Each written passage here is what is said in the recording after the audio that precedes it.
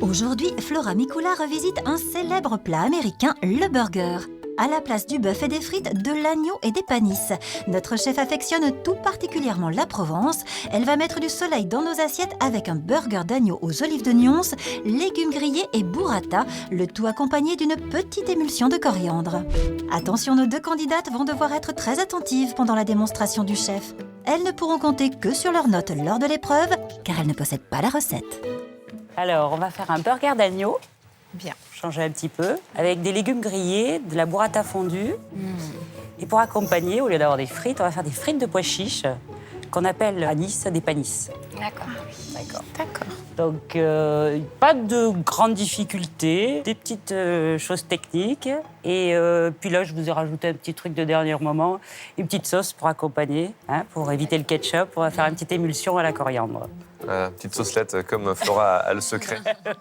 Alors, quand Flora et Christophe annoncent un burger d'agneau, je me dis, si le truc il est simple, c'est que ça va être compliqué. Et je me dis, il va falloir y aller, quoi. Je suis assez surprise de faire un burger d'agneau avec tous ces éléments. Mais en même temps, je me dis, ça va être une belle découverte. Alors, donc, dans les ingrédients, on a de l'agneau qu'on a haché avec un hachoir assez gros, en grosse grille. Alors, dans le gigot, pour avoir un peu de gras et de la viande maigre, les deux. Parce que si on prend dans l'épaule, on a quand même un peu trop de gras et justement, c'est Flora, quand même plus nerveux. pourquoi l'agneau? Parce que c'est surprenant. On n'a pas l'habitude justement de manger des burgers. Non, alors l'agneau, c'est parce que c'est la Provence. Et c'est vrai qu'en Provence, le bœuf, pas trop. On est beaucoup plus dans la volaille, dans les gibiers en hiver et l'agneau. Le chef commence par la préparation des panisses. Alors ça, c'est de la farine de pois chiche.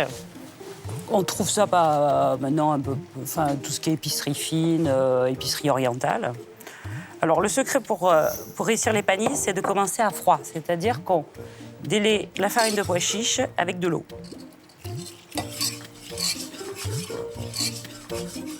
Pour cela, notre chef verse un demi-litre d'eau dans 250 g de farine de pois chiche, avec une petite pincée de sel. Voilà. Et là, on va cuire. C'est là? Ouais. Là, vous préparez votre huile de friture parce qu'on va les faire frire après. Ouais, on va mettre tout. Donc là, on attend que ça épaississe. Oui, on attend que ça épaississe. Il faut presque qu'elle se détache un peu comme une pâte à choux, quoi. Pâte à choux, ouais. J'ai jamais arrêté de fouetter. Voilà, là, vous voyez, là, ça commence vraiment à se détacher. C'est vrai que nous, quand on la fait en grosse quantité au restaurant, on la place toujours au blender, mais là, c'est vrai que ça va vous faire les muscles, les filles. Ah oui, ouais. On peut se relayer, on en fait une pour deux, on se relaye. Quand je vois Flora qui prend sa casserole et qui empoigne son fouet là et qui commence à brasser, tourner, fouetter, je me dis, je suis pas sortie de l'auberge, on va se marrer. Voilà. Quand je vois le chef qui commence à fouetter, qui nous parle de blender mais qui continue à fouetter, là je me dis, c'est pas possible, va falloir être à sa hauteur, je vais jamais réussir. Quand la pâte a la bonne consistance, le chef ajoute un filet d'huile d'olive. Comment on voit que c'est cuit, Flora? Comme une pâte à choux, vraiment, ça, tu vois, ça se décolle. C'est homogène, mais avec une vraie texture. Voilà. Si vous la faites pas assez cuire, vous allez après avoir des surprises pour pouvoir la découper. Allez. Donc, un papier sulfurisé au fond du moule, huilé des deux côtés. Voilà, on voit bien là, vous voyez la texture là, comme une pâte. Ouais, exactement comme une pâte à choux. Comme une pâte à choux, ouais. Sans œufs. Le chef recouvre ensuite la préparation d'un film plastique et l'aplatit consciencieusement. Direction le congélateur. On peut passer à la préparation du steak d'agneau. Voilà. Alors, on va attaquer notre burger parce que c'est pareil. On va l'assaisonner et après, on va le mettre aussi au frigo pour qu'il soit bien figé pour pouvoir le cuire plus facilement et qu'il garde bien sa forme. D'accord. Alors là, je mets 2 filets d'anchois.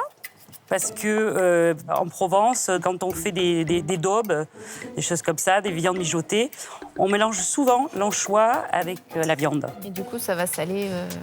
Ça sale, ça voilà. Va saler la viande aussi. Des olives. Je pense qu'il m'a mis des olives de Nyons. J'aime bien. T'es très attaché à la Provence, toi. Et oui. Et puis tout ce qui est produit sur place, quoi. Un peu de citron confit. Oh là là, ouais, ça va être magique ce burger.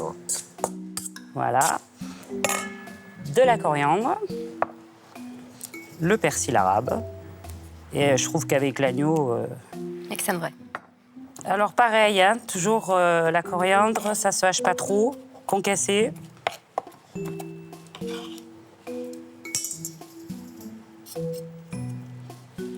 Les capres aussi.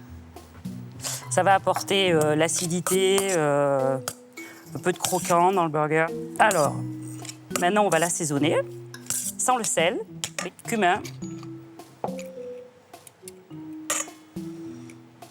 Alors moi j'aime bien le cumin, hein, donc D'accord. il faut que ça sente le cumin. Voilà. Piment d'Espelette, Ça aussi, t'aimes bien. voilà. Ça relève le tout. Hein. Donc sachant que les citrons confits, c'est salé, hein. Et les anchois sont salés aussi. Oui, les anchois aussi vont apporter le sel. Ben, toujours un peu l'histoire du sel naturel des aliments. Là, c'est vraiment pour vous donner une forme régulière. Faut bien tasser. Ouais. Quelle est la cuisson idéale pour toi dans un burger? Ben, avec l'agneau, il faut que ça reste rosé quand même, hein. D'accord. Donc là, hop. Et c'est au tour de l'agneau de faire un séjour au frais. Et maintenant, on va tailler les légumes. Ouais, super. C'est là où on se coupe les doigts. Couper les doigts. Non, tranquille. Alors l'aubergine, on la coupe un peu plus fine, hein, pour qu'elle cuise plus vite et qu'on soit pas obligé de mettre trop d'huile. Donc là, l'idée, c'est de les rendre quoi, transparentes? Oui, même un peu colorées. D'accord. On va mettre un tout petit peu d'huile. Pendant que les légumes cuisent, le chef ne perd pas de temps et se lance dans la délicate préparation de l'émulsion de coriandre.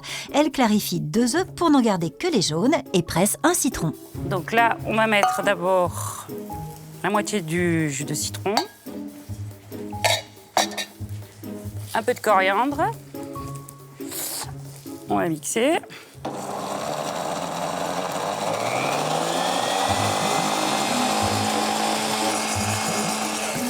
Là, c'est quoi? C'est de l'huile. D'accord. Donc là, c'est de l'huile d'arachide classique. Parce que si on montait tout à l'huile d'olive, ce serait trop fort. D'accord. Ah, on va se marier là. Là, je rajoute de l'huile d'olive. Pour le goût. Voilà. Une pincée de sel, une pointe d'espelette, l'émulsion qui remplace la traditionnelle sauce tomate de la recette est prête et parfaite. Tout est une question de dosage. Pour la réussir, il faudra donc faire bien attention aux proportions. Et l'huile d'olive, vous en avez mis combien à peu près? Ah, ben c'est là. Une lichette. Une lichette. L'émulsion à la coriandre me fait un peu peur parce qu'effectivement, c'est pas quelque chose que je maîtrise. J'ai déjà essayé plus d'une fois chez moi et j'ai jamais réussi. Là, on va préparer le burger. Donc, Donc là, un bon pain brioché façon burger acheté chez son boulanger. voilà. On va mettre les légumes. On reconstitue le tout comme un tien. Voilà. Comme un tien, oui. Bien jusqu'au bout. La burrata. Quelle est la différence entre la burrata et la mozzarella? Alors, la burrata, en fait, c'est un petit peu de la triche. C'est vrai? Souvent, on paye ça plus cher, mais en fait, c'est une mozzarella de vache qu'on a gonflée à la crème. Ah d'accord, on ajoute de la crème en On plus ajoute de la pour avoir crème, ce ouais. côté crémeux. Crémeux. Donc, dessus, un petit peu de fleur de sel et puis petite pointe de piment d'Espelette, toujours, quand même.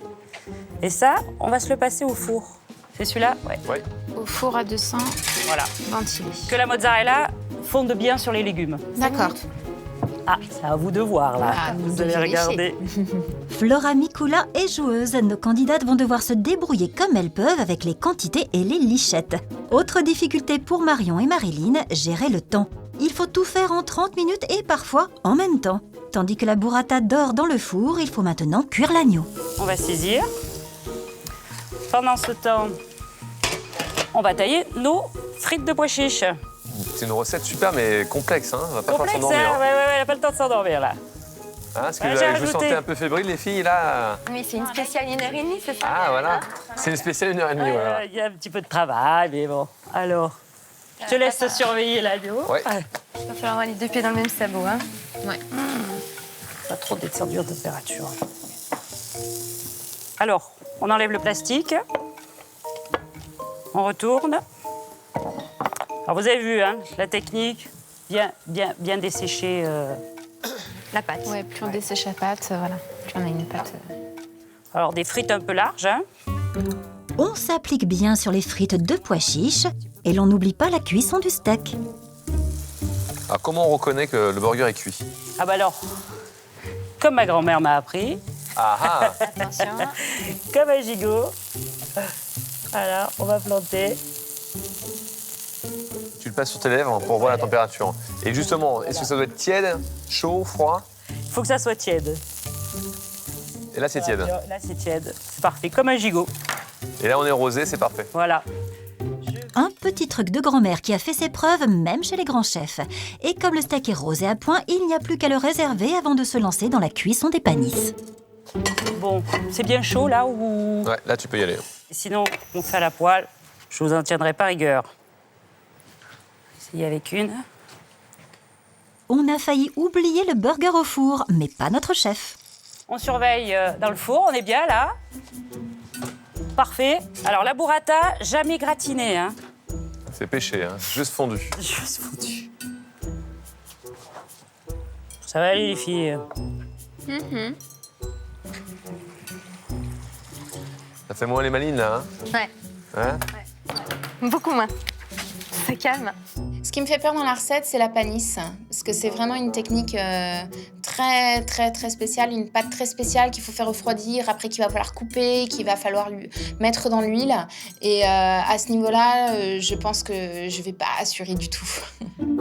Burger provençal, sauce à la coriandre et frites de pois chiches, tout est prêt pour le dressage. Alors le couvercle, on le met un petit peu au four. Le temps, c'est 30 secondes, hein. Flora Mikula empile ses ingrédients comme dans un burger classique. Pain, légumes, viande et un peu d'émulsion de coriandre étalée en fines couches. Dessus. Le burger. La petite sauce. Oh, là, ils sont bien, hein. Elles sont Ouais, belles, ouais. Ouais, elles sont super. On les sort. Un peu de fleur de sel. Je sais plus où j'ai mis mon piment d'Espelette.